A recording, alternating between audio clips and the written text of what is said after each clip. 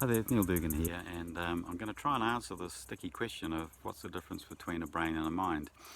And of course we're working with a 5-brain model, so we've got a head brain, and then we have a heart brain. Well, we call it the heart brain, but really it's throughout the whole of the thorax, so it's around the lungs and the pericardium, the heart organ itself, under the bones, under and around the bones of the thorax as well.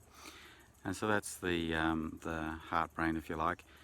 And then we have a gut brain, which is around the abdominal organs, particularly the small intestine, but other abdominal organs as well, very importantly, and the mesenteries and all the areas that are connecting all of that stuff together as well in your abdomen.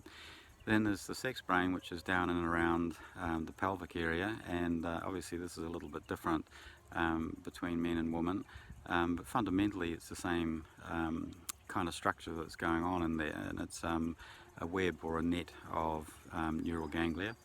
And then lastly we've got the brain, which runs up and down the spine, and so this is the spinal brain.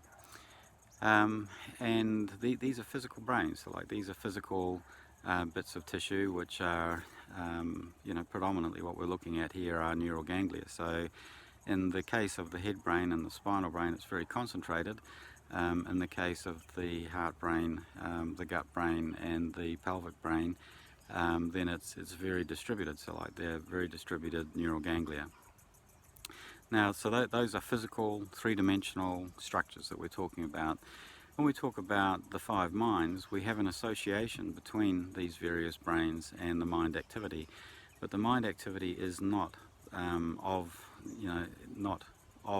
is the actual brain. So when you talk about thoughts and the recent research into how thoughts are managed and how memories are managed and where memories actually sit, will show conclusively, or is showing conclusively, that there's little or no association directly to a specific part of any of these brains. So for most neuroscientists, they're really only interested in the head brain in any case, and so they're interested in what's going on emotionally or memory-wise, or thought processing wise, and so on and so forth, and what's going on in that head brain.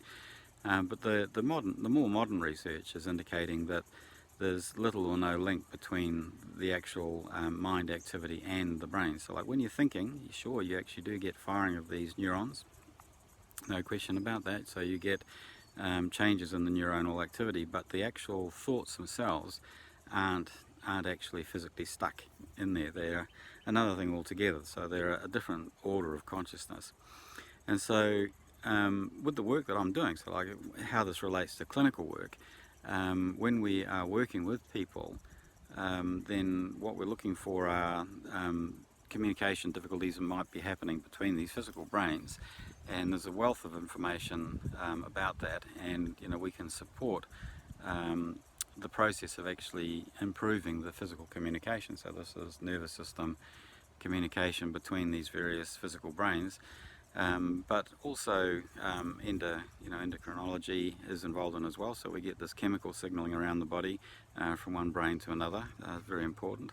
And then if we look at the subtle energy systems from alternative medical approaches, then these physical brains are interacting with the subtle energy systems as well, or subtle communication systems.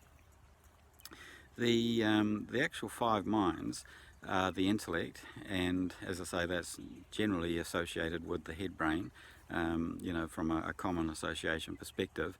The emotional centre, which is commonly associated with the heart brain. The instinctive centre, which is commonly associated with the gut brain. So this is all the instinctive thinking that goes on in your body, tens of thousands of processes at one time. And then the sex centre, which is obviously associated with the pelvic brain, and it's managing all sorts of matters to do with communication, cooperation, collaboration, anything to do with the interaction with the environment, on a broad scale here.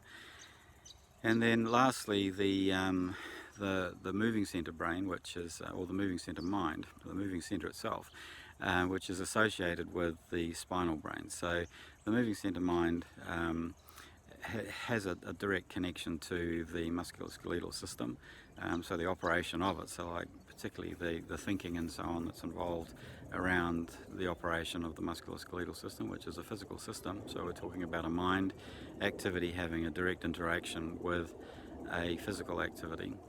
And yeah, so those are the 5 minds and their rough arrangements around each of these physical brains. I hasten to point out that you do plenty of feelings, so like this emotional aspect, there's plenty of feelings associated with brain activity in the head as well, for that matter, and in the groin and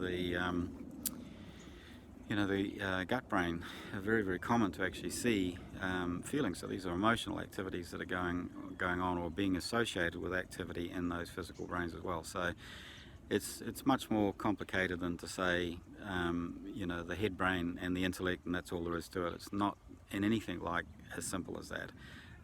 But nonetheless, that's the fundamental interrelationships, and depending on if people like this video, I know it's very complicated and very long, but if people are interested in more information, I'm happy to share, so I can make these videos daily if you wish. So look, thanks for watching, and look out for that event that's coming up at the Mundaring Wellness Centre on the 27th of November, Wednesday evening, 7:30. And if you have any questions for me, you know how to get a hold of me. Just send us a message on Facebook or email me or phone me or whatever. Anyway, lovely to be able to share this information with you, and I hope you're having a wonderful day. Thanks, bye.